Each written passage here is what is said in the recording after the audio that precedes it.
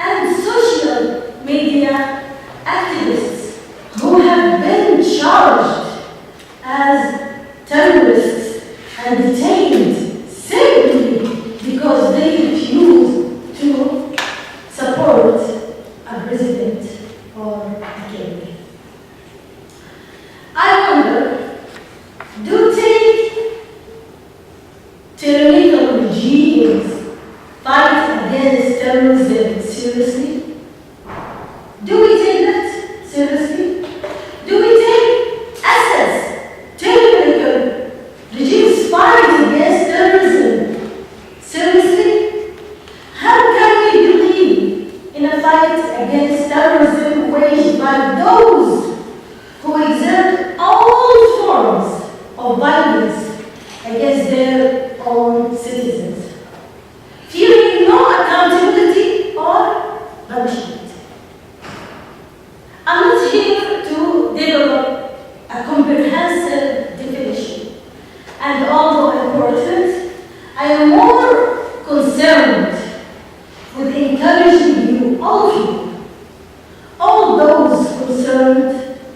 our world, to develop clear and specific criteria to deter anyone from abusing terrorism in a way that jeopardizes justice, conscience, and reason. So, what is terrorism? What is terrorism? Is it inflicting harm on people and terrorizing them in order to achieve political, religious, social, or cultural gains? Is it the intentional killing of rivals, or carrying out of explosions and assassinations? Is it threatening individuals and communities, or imposing certain faith by means of force and violence? The UK defines terrorism as the threatened use of excessive violence against any other individual or property in order to advance a political, religious, or ideological orientation. While, on the other hand, the United States defines terrorism as the unlawful use, threatened use of force or violence to intimidate, coerce governments and communities. The Convention of the Organization of the Islamic Conference on Combating International Terrorism, adopted by the foreign ministers in 1999, defines terrorism as any act of violence or threat thereof, notwithstanding its motives or intention, perpetrated to carry out an individual or collective criminal plan with the aim of terrorizing people or threatening to harm them or imperilling their lives, honor, freedom, security, or rights, or exposing the environment or any facility or public or private property to hazards or occupying or seizing them. So rest assured there are hundreds of different definitions to the crime of terrorism. In fact, terrorism is all that and even more. Yet, the problem lies with states and governments who manipulate terrorism according to their own agenda and interests, causing immense devastation that nobody should tolerate. After September 11, 2011, the world, led by the US and UK, spoke of the need to address the root cause of terrorism, not only the security and military aspects. But alas, national security and military strength now is all we think, is all that what the world think when they think or discuss about terrorism. The international community actions followed extrajudicial killing operations, the two destructive wars in Afghanistan and Iraq, the demobilization of army in Iraq, the absence in Syria, the subsequent collapse of the state, finally sectarian rule and power vacuum, resulting in the emergence of the Second face of terrorism, which is ISIS or Daesh. So, dear sisters and brothers, you should know the story of our region, especially the story of the Arab Spring countries that now accused on feeding terrorists and terrorism. The story was often told, and what you need to hear is how out of all this also emerged our Arab Spring, an unfinished revolution dear to my heart. During the second half of the 20th century, the leaders of our countries, after independence, promised their people with development, democracy, and stability. 50 years later, we have no democracy nor development. We learned that development cannot achieved with tyranny. Defeating dictatorships and spreading democracy were reasons present in all discourses that explored why we, as global community, needed to combat terrorism following the September 11, 2011, September 9 incident. But after 17 years of the war on terror, we have everything but democracy, development, and peace.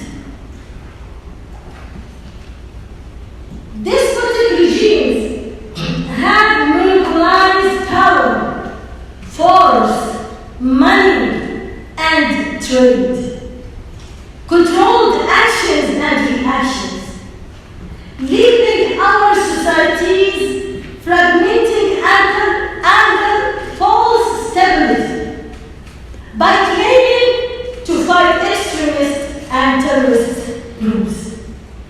Authoritarian regimes exploited war on terror, the ban of war on terror. Authoritarian regimes exploited the banner of war on terror for their own benefits.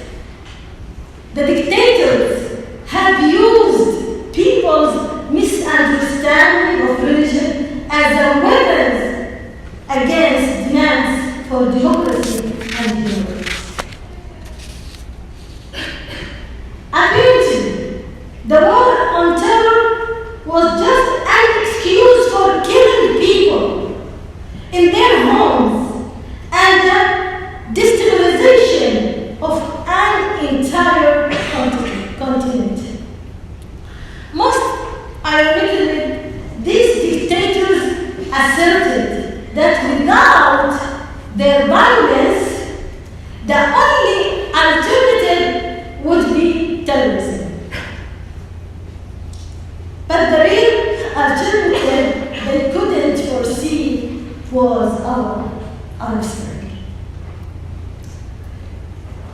Fed up with the regimes of tyranny, failure, nepotism, and corruption, the youth erupted in peaceful revolution. This expression turned into a great dream of freedom, democracy, rule of law, and decent life. And into courage, moral commitment, and a willingness to sacrifice. Millions of people protested peacefully across the Arab Spring countries. Facing oppression and bullets, we held roses in our bare hands. Regardless of the state's violence, there was no counter-violence. We gathered at squares change, and freedom. The streets became our band. Non-violence was our strategy. We chanted, Silmiya, Silmiya, peaceful, peaceful.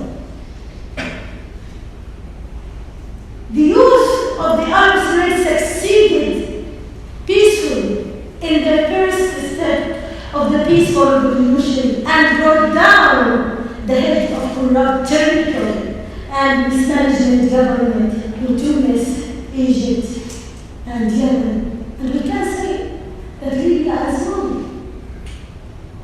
People, without their beginning with the peaceful revolution, they wouldn't be able to tell the regime of Gaddafi. And inshallah, very soon with Syria.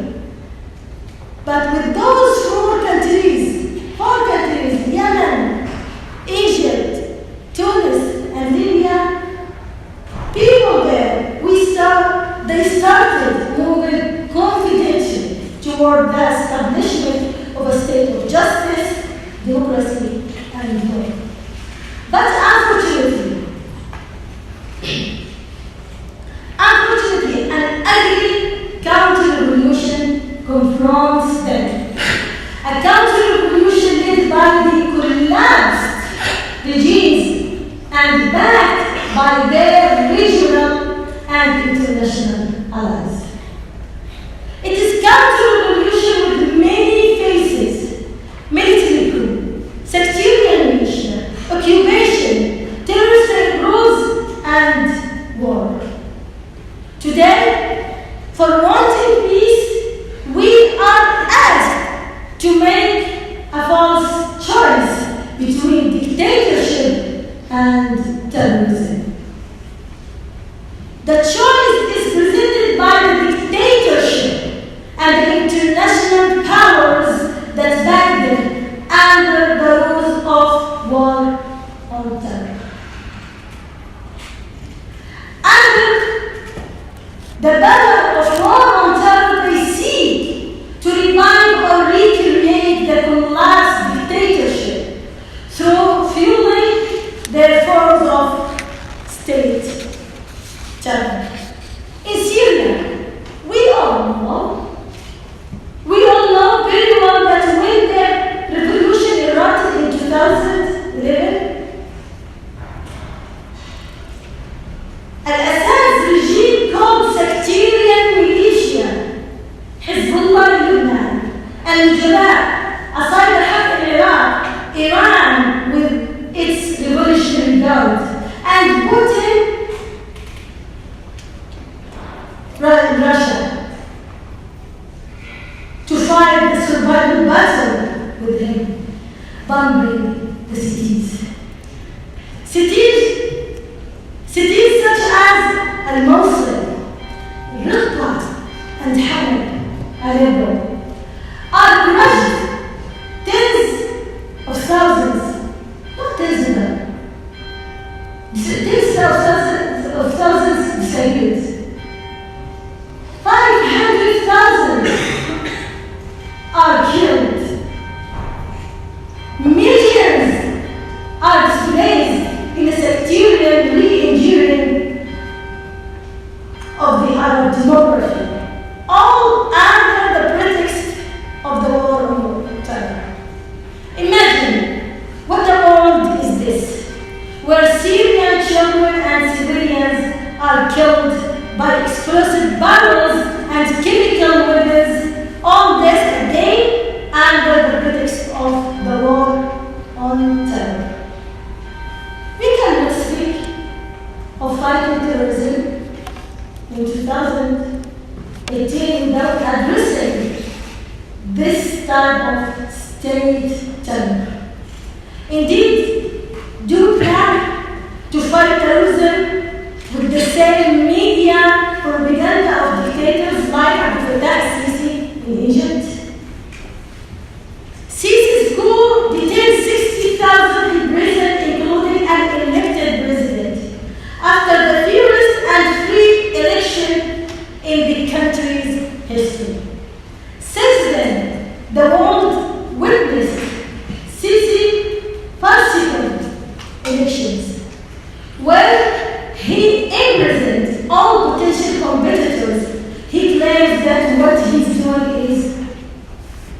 war on terror. It will be difficult to combat terrorism at the international level without clear distinction between the genuine fight against terrorism and its manipulation for political and military purposes. For too long, the aim of fighting terrorism has been used to justify despotic regimes and superpowers who attack their adversaries, popular revolutions, and their communities whenever they sense a risk that threatens their control. But doing so, they have created all the conditions for extremist organizations that threaten our communities to flourish. This is not the past. This is happening also now, right now, as we speak in my country of Yemen. In Yemen, the manipulation of terrorism is even more flagrant and vulgar. The state terror also is there. Saudi Arabia and the UAE are leading the war in Yemen and are bombing everything, not only the militia of al-Houthi that's back from Iran that trouble my country, not only the rebels, but schools, hospitals, weddings, and more. Read the UNSC panel of experts report to see how they are targeting the fate and future of them. They blockade my country under the pretext that they are liberating it from Iran-backed Houthi militia. 3 years of war, terrorizing civilians, non-payment of salaries, outbreak, famine, and poverty. The legitimate government couldn't return to the Aden and other liberated provinces. Our president is still under house arrest in Riyadh. Meanwhile, the UAE seizes islands, ports, beaches, airports, and supports extremist militia against the legitimate government. The Saudi and UAE is active in attacking human rights in my country. The UAE is active in building secret prisons, torturing detainees and abusing Yemenis as they shamelessly lies about their involvement in my country's suffering. Iran is backing the racist militia, which is Houthi, and Saudi and UAE is backing an extremist militia. Here again, I want to emphasize this point. Yemen is facing terrorism of 2 states of UAE and Saudi Arabia, directly by killing of thousands of civilians and indirectly by supporting and financing the armed terrorist groups. You should know that the countries involved in supporting those 2 countries with weapons, including UK, are supporting, nourishing, and strengthening terror. From here, from Oxford, I call upon the UK to cease supporting the despotic regimes. I call UK to stop arms deals to the Saudi Arabia and the UAE. Otherwise, UK will be committed a crime against Yemeni people. I also call UK to exert bargaining with the Houthi militia. Dear sisters and brothers, we were peaceful revolutionary spirit, but before we could develop the interim despotism were autumn leaves that fell in the form of bombs and explosive barrels on our cities. Now, unfortunately, we are about into winter, in which transitional terrorist groups serve as dissidents, and regional and international intelligence agencies occupy the power vacuum they created. But never let them tell you that our fight is over. We are still in the revolution. We are facing the same thing that West faced when they fought their revolution. When they started their dream and great sacrifice for achieving their freedom, democracy, and prosperity. They imagined the dictators and the regional powers and international powers that back then. They imagined that they have succeeded in stopping the wheel of history. They think that the scene of destruction will prevail for a long time, but they are unaware of the power of truth and the steadfastness of the people who decided that when they started, that they will inevitably win in the end. Dear sisters and brothers, the world has contributed to bringing terror and sectarian militia to the forefront of politics in collapsed states. I'm here to give you some truth, and I'm not afraid from anyone. So here I'm telling you who is behind the terrorism and who is behind the terrorists. Again, first I talk about the dictators and their rule in supporting terrorism and their rule on using the war on terror against the will of people for freedom, democracy, and peace. Now, we will talk about the role of the international community. The international community has contributed to bringing terror and sectarian militia to the forefront of politics in collapsed states. In every religion, as you know, there are extremists. In every country, there are extremists. But only with Islamic countries do they make extremists the only focus. They didn't listen to the moderate groups that asked for reforms in the understanding of religion. They deal with Islamic political parties and movements that adopted peaceful political activity under the rule of law and who abandoned violence. They deal with them as terrorist movement to penalize them for participating in the Arab Spring and the democratic process. While, on the other hand, they have opened directly or indirectly the door to terrorist organizations like Jabhat al-Nusra, like ISIS and other terrorist groups.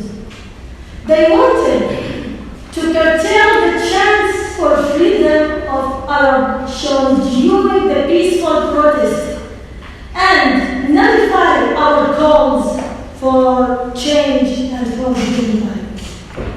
The superpowers in the democratic West, from one hand and Russia, other hand, wanted to portray Arabs as illustrated by the colonial powers in their image and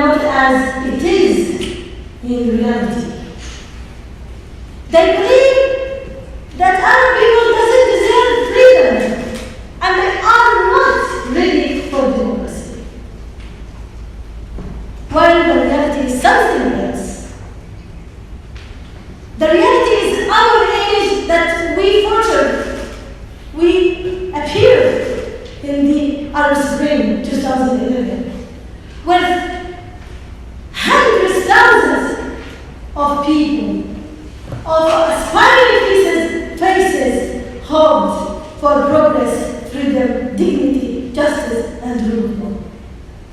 The reality is our achievement when we live our transitional period with tolerance, with human rights, when we wrote our draft of constitution that guaranteed democracy and rule of law and freedom and rights that we called for. Yes, there was a lot of mistakes, but it was just little mistakes. We were just at the first steps toward democracy. After decades of injustice, after decades of tyranny, after decades of failure and mismanagement. So you should know, you are students, you are people came to here to listen what is the reality of terrorism. You should know these points when you talk or when you hear about terrorism. But our countries are being destroyed by the struggle of the superpowers through their regional proxies of sectarian and extremist militia, and the regimes that lost its powers and balance before people's revolutions. Without acknowledging this fact, the war on terror will be incomplete and misleading. International indifference to our issues, revolutions, aspirations, and problems, with the despotism, poverty, unemployment, and lack of democracy, creates a sustainable environment for terrorism. One day, the wagers of this global war will admit that the security and military measures employed in combating terrorism are wrong. One day, they will admit how such an approach used terrorism as a tool to reintroduce tyrannies, injustice, and submissions of people. One day, they will admit that they benefit from religious extremism and terrorism by excusing wars that serve their interests and enable them to take control of the wealth, to take control of our countries. So, sisters and brothers, extremism and religious intolerance are among the direct causes of terrorism. Their adherents don't only target people of different backgrounds. They also target their people on their own religion. A fanatic Muslim is ready to attack other Muslims. And fanatic Christian is willing to attack another Christian. The same thing with the fanatic Jewish and so on. Fanatics of all religions are willing to attack people of the same creed more than other of different ones. So too, fanatics assist each other regardless of their religions, nationality, or political affiliation. Extremist culture could have been defeated. Extremist culture could have been defeated by education, development, and modernization of communities with democratization, transformation, and openness toward the culture. But unfortunately, none of this happened. There is not any effort from the dictators or from the international community. The opposite happened. The dictators from extremism and terrorism. Actually, extremism is one of the most important tools of the tyranny for maintaining power, oppressing rights, and attacking freedoms. You should know that dictatorship and terrorism are two faces of one coin. Both of them feed each other and both of them protect each other. From other hand, in the 70s, international interests supported extremists that were part of Islamic culture and religious heritage, including extremism and isolation. They provided all means of support to maximize such culture and transform it from teeny, isolated culture into one that terrorized Arab, Muslim, and world communities. Those who once fostered terrorism and published its literature in millions of books received and funded extremist groups and debauched them to preach at the madrasas in different parts of the world. It was they who were accepted into open arms by your leaders and businessmen. I mean here, the Saudi-funded spread of the Wahhabism began as a result of Western countries asking Riyadh to help counter the Soviet Union during the Cold War. This is what the Crown Prince of Saudi Mohammed bin Salman told the Washington Post in his last interview with him.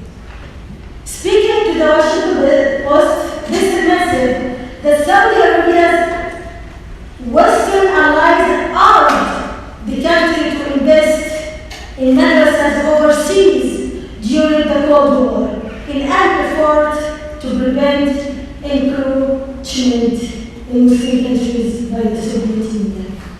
And they're asking us now, from where the thought of extremism or terrorism came.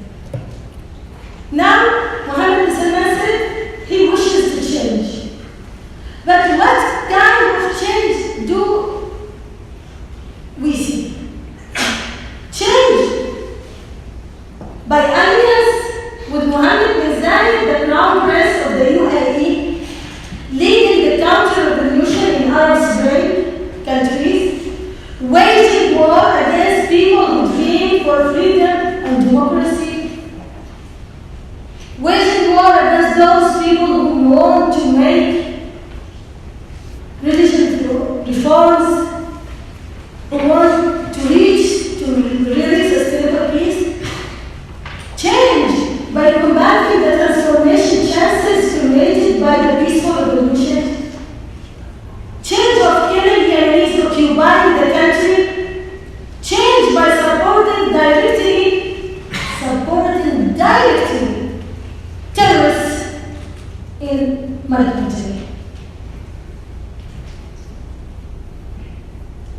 U.S. announced in 2017 the name of one of the terrorist man. His name is Abu Abbas. Saudi and Emirates until now, they give him the weapons, the money, the all kind of support just to be against our legitimate authority and to be against our wealth and democracy and freedom. And there is a lot of people like him.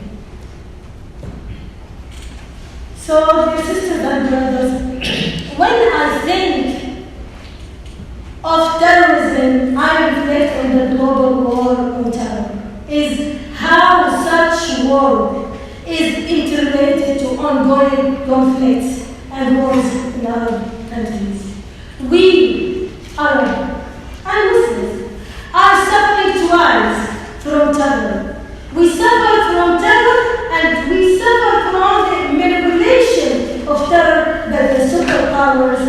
and tyrannies. I see no point in this worldwide talk about combating terrorism unless we stop confusing wars against the dreamer for freedom and justice and equality with a legitimate fight against terrorism. Listen, what we need to see is, as I said, a genuine combat against terrorism. And this will not be attained if the world continues to use the title to justify other objectives that in fact promote terrorism, not fight it. Combating terrorism requires ending the international order's abuse of this war. No longer should they reproduce their control or defend enormous, unethical, and immoral interests.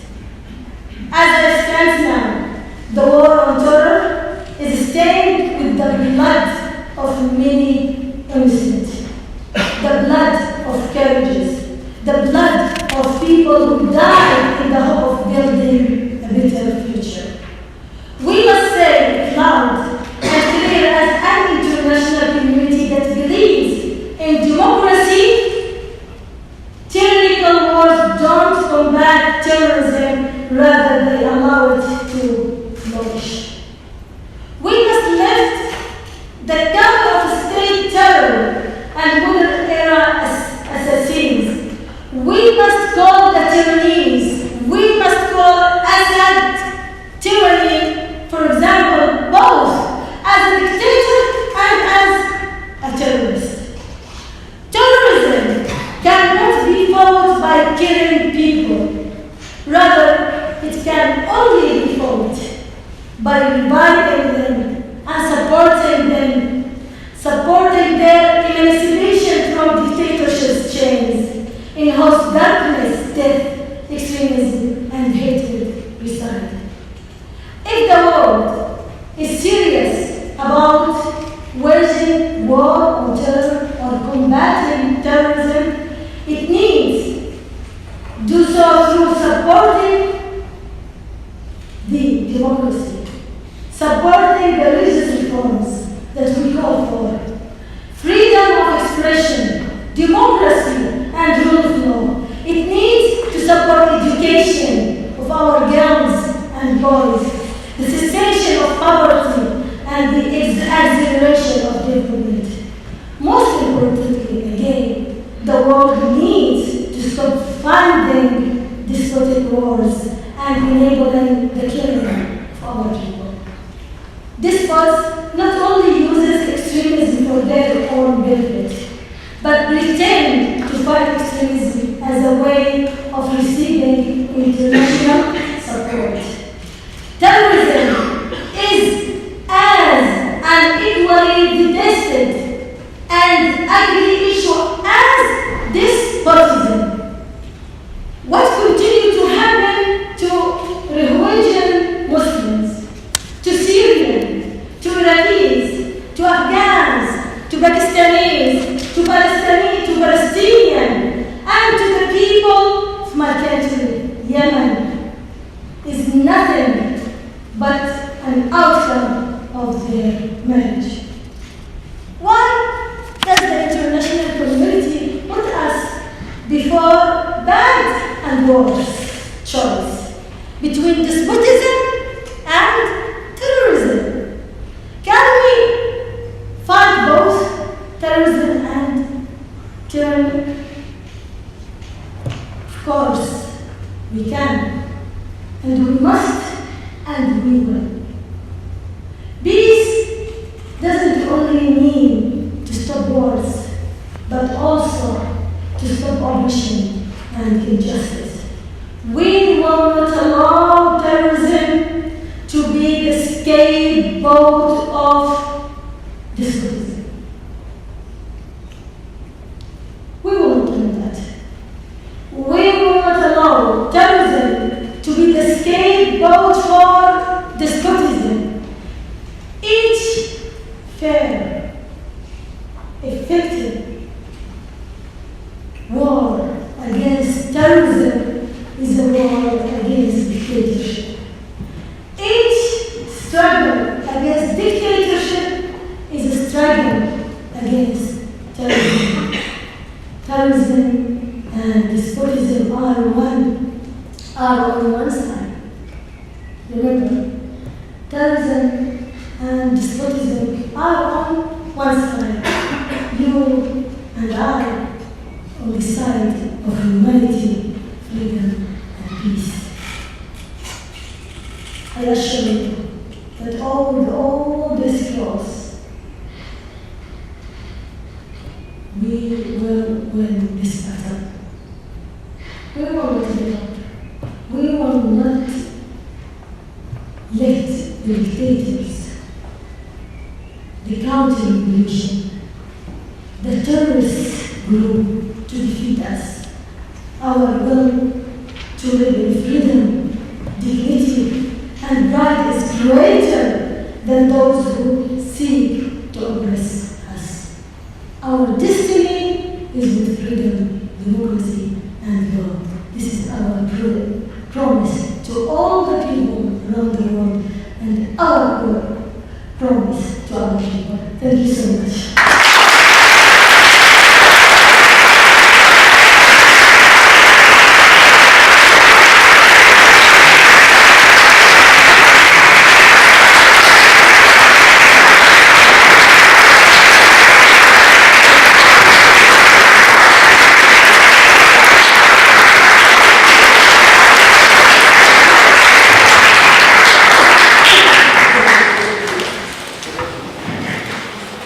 So we have time for just a few questions.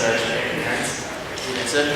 Hi, Assalamualaikum, Mr. Wakil. Thank you for your talk. I just got two questions for you. I think the first thing you talked about is trying to link how the lack of or how dictatorship actually creates terrorism. But if we see a recent study in 2016 found that a lot of terrorists, like Daesh, for example, a lot of them were from international actors, international citizens who were not from the countries that actually had the Arab Springs. Of all the countries that had the Arab Springs, the majority of them were from Tunisia, and the rest of them were from Russia, Turkey, Jordan.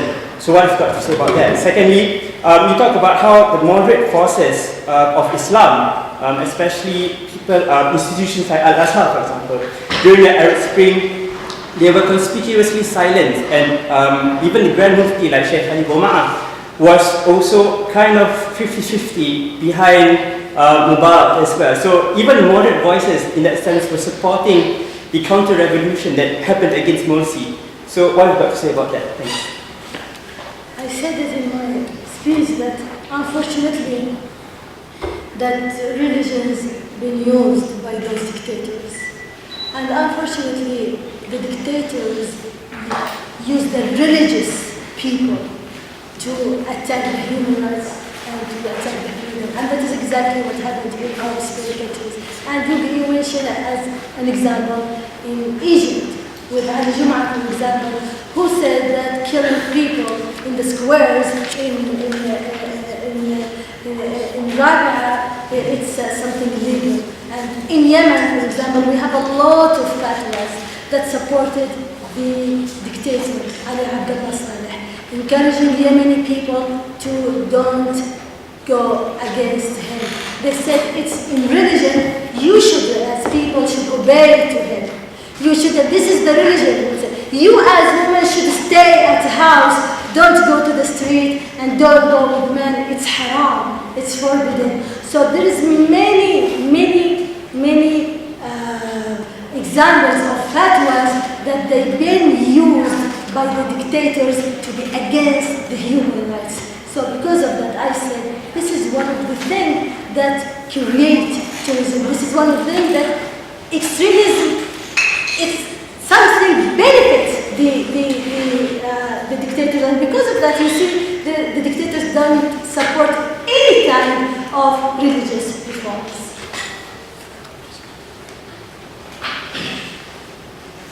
Hello, where is Malala? Oh, my sister! I'm so happy. I will continue.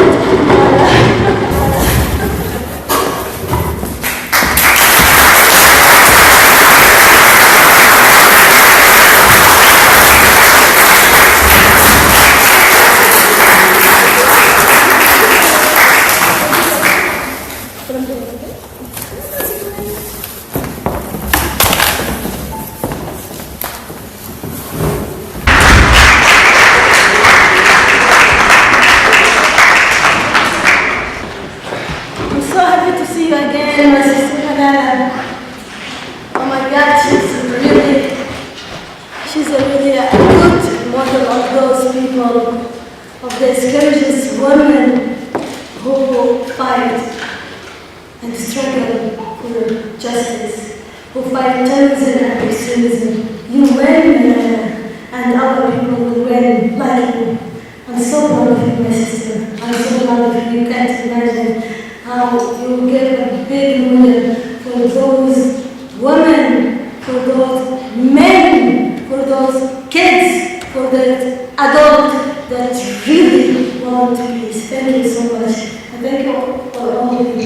I'm so happy to be here. Please. Could you talk a little bit about girls' education and what we here, perhaps, in a Western country could do, perhaps with the use of internet for girls in countries that might not have access to good education? If you have any words, please. I believe that girls' education is very important to empower the society first and also to empower all the world. Without education itself, we will not reach to the real democracy. We will not reach to the real sustainable development. And without girls' education, if we didn't empower women and girls, that means that we marginalize more than half of the population. That means that we open the gate for the extremism. So that we open the gate for the injustice, for corruption. So I believe that the freedom in general, the democracy in general, starts with education and starts with girls' education. But also, I want to say something, especially in my country and in all those countries that suffer from dictatorship. Because of the tyranny, there is no good education. Because of the tyranny, they prevent girls and women to have a good opportunity in public life and in education. They are really afraid from the rule of women. Really afraid. Because they know if women has a good education, they will not let the children to stay in their thrones. So yes, we should empower education. We should encourage girls to have a good education, but also we should encourage women in those countries that suffer from justice to have a very loud voice against dictators, against corruption. That is a very important rule. You don't know how the tyranny is very benefit from the ignorance of all the people and the ignorance of the girl and women. Yes. Zahir Muhammad from Arabic Study and Development. Thank you, Doctor, for this valuable lecture, and we are as very proud of you. We can't leave this place without ignoring the terrorism of Al-Houthi militias and Iranian militias. Me, as a resident of Yemen, from that society in Europe, I can't ignore the Iranian regime which support the Houthi militias. Our city Taiz is under siege now more than 3 years. Al-Houthi militias besiege Taiz. He prevents water and medicine and food entrance Taiz. More than that, the soldiers of Al-Houthi urinate into drinking water to Taiz. And now, I can see that the Saudi has any hand in Taiz. Taiz, as inner city, is far away for more than 1,000 kilometers from Yemeni and Saudi border. The only accused for this visit of Taiz is Al-Houthi and Iranian support. We don't say that the Arab Commission has not did mistakes. He did mistakes, and this is war. But how I can say why that, what is the reason, Dr. Karman, for our court administration to teach that long time, and what is what we can do to make to end this siege in time. And just before question, okay, what if the Arab pollution didn't intervene to Yemen? For me, if the Saudi Arabia didn't take action, that now be Yemen under control of Iranian regime. It is true that look, the last human rights report from Information and Rehabilitation Center for Human Rights say from 20 March 2015 until now, 31st of March 2018, 3,021 civilians killed in Gaza. 680 from them are children. 400 something are women. 40 planted 100,000 of mines in Gaza. It's something we can't close eyes. So we should don't leave this place without making help to people to die. I accuse the Iranian regime are hoping for all what happens in Gaza. Thank you very much. I accuse too. Thank I you. accuse you. I said, and I will decide about that in my country there is 3 countries, not just in my country by the way, in all Arab countries, all Arab especially countries, 3 countries, they are waging war, they are waging counter-revolution, they are waging terroristic attack, they are behind all the chaos. It's Iran, Saudi, and Emirates. Those 3 countries, they don't want democracy in other countries. They are afraid of democracy. They are behind all the counter-revolution, all the chaos that is happening in our countries. Why? Because as I said, they are afraid of democracy. And they are behind all this chaos because they want to give a lesson to their people. Okay, look, what is happening in that countries, that people go to the street, struggle and demonstrate against their rulers. This is your destiny. War, collapse, country, poverty, famine, etc., etc. So they banished us because we call for freedom and democracy. So no one can say that Saudi alone destroyed our countries, or UAE, or Iran. All of them, and also behind them is the absence, if we want to say a very kind word, or complicity of the international community. Right, last question. Thank you. Now, you said religion is being manipulated by the politicians. So, do you foresee any results or any kind of resolution to prevent that among Muslims? For instance, when Saudi Arabia did the violence in Yemen, people didn't talk much. Same in Palestine, not same, but in a different way. In Palestine, we talk a lot about Palestine, but not about Yemen, right? Because it comes from a Muslim leader. So, this politics plays a lot into perception of religion among Muslims, unfortunately, and by the suppressed media, we don't talk about human rights as much as we should. That also contributes, because when you don't respond in time, the level of human rights violations increase, lots of civilians die. So how do we stop the politicians to manipulate religion, especially in Muslim majority countries, and how do we proceed to stop dictatorship if it is a war dictatorship? For instance, in Turkey, like nobody talks about Turkey because they are all afraid of being labeled as anti-government, but it is about human rights. We have 17,000 women in jail, 50,000 students in jail, but since it comes from a political party, everyone is silent and everyone is afraid and nobody is talking about it. But this is also about Muslims and this is also about human rights. and somebody has to talk about it too. So when I see this, I lose my hope about Muslims and human rights. I am very happy to see you very hopeful.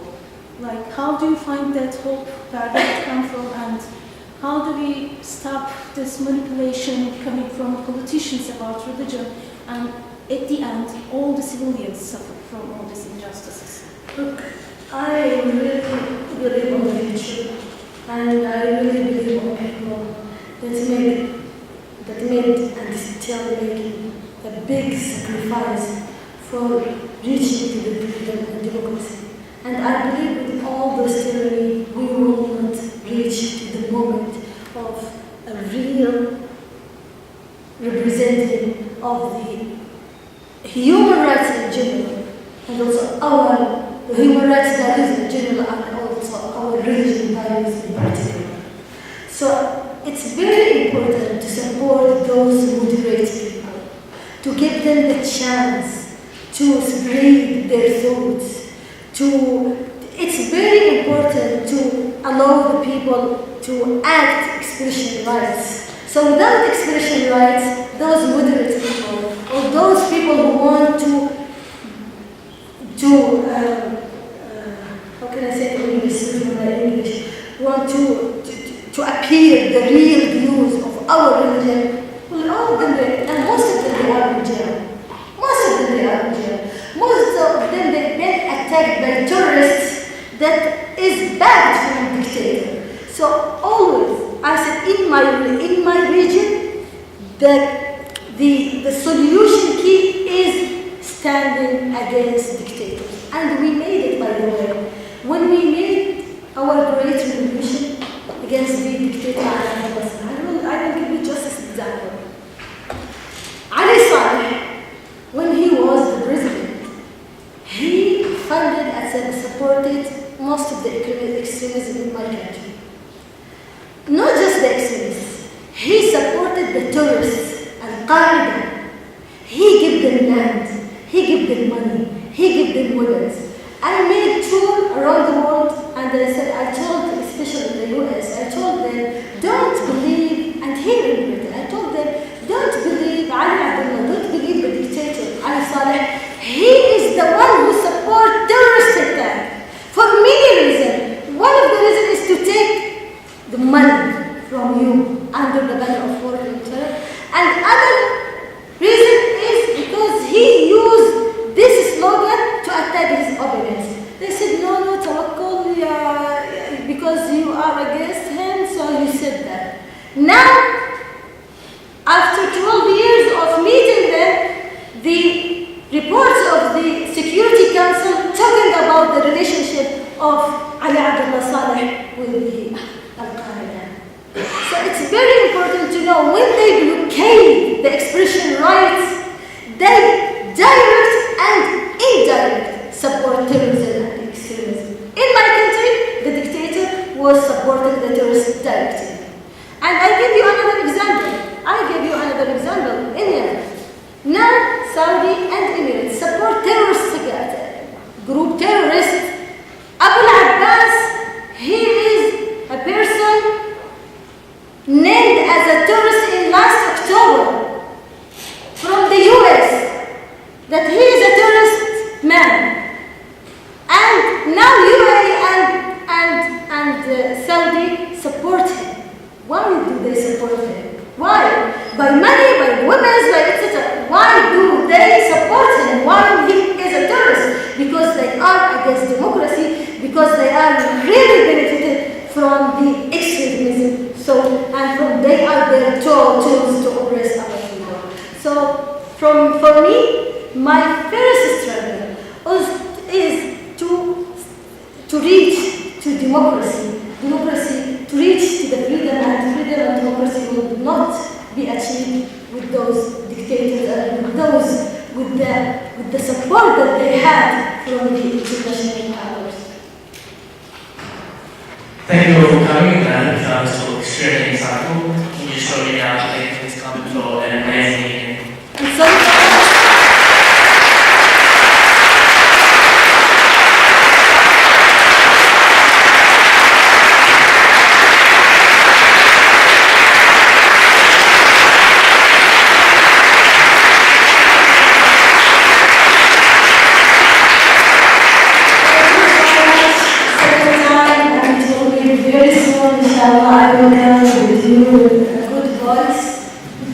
with strong English. And also, I will come with a big hope and a big destiny that all people achieve the freedom and democracy. I think it will be very soon. Thank you.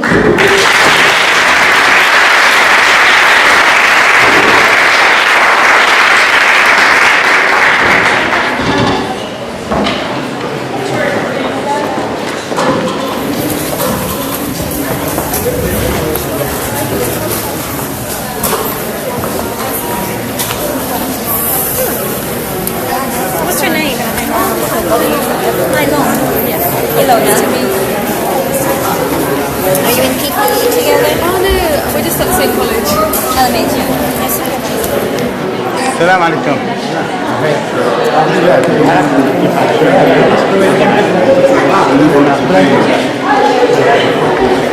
Thank you.